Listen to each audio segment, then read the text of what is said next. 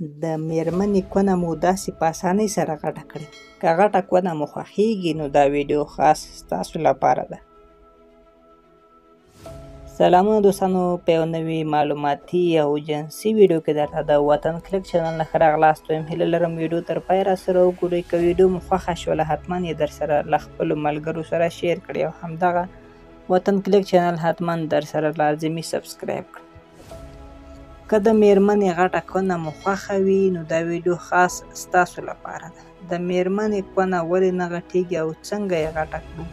د دې دوه علتونه دي. کله چې نجلۍ د پلار کور کې وي یعنې نه وي واده شوي، چا یې په کوناټو ورته لاس نه وي وهلی، یعنې ښه روغه جوړه وي، هماغسې واړه پاتې وي، او چې کله لاس پرې ووهل شي نو کوناټې یا سومبه یې غټیږي.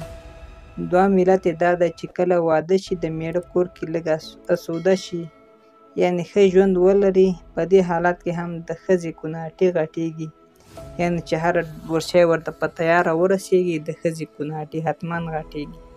خو که بیا هم غټ نه شو نو په کور کې ورته په اسانۍ نسخه جوړولی شي چې په 3 میاشتو کې مو د ښځې کوناټې سم بالښتونه شي او پنبه ترې جوړه شي، ځکه په غټو کوناټو کې خوند او مزه ډیره وي.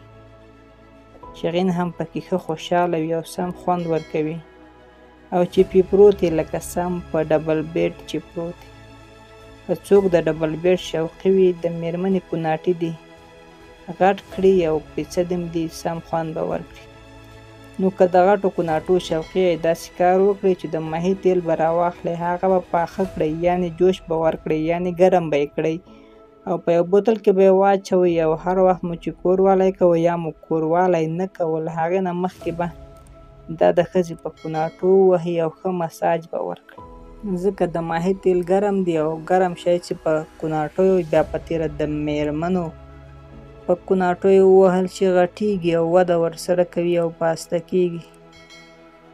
نو که د غټو کوناټیو شوقیان یې حتما دغه نسخه عملي کړئ. دوستانو، کله مو چې تیل د ښځې په کوناټو واچول نو سم مساج ورکړئ، دومره مساج ورکړئ چې تیل مو د ښځې کوناټي جذب. غټ کوناټي د فوټبال بال خاصیت لري او وړوکې کوناټي د ټینس بال. که ټینس بال کوناټي په فوټبال بدلول غواړئ نو همدغه نسخه حتما عملي کړئ.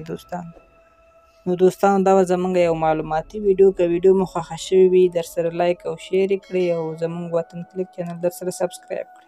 ډېره مننه.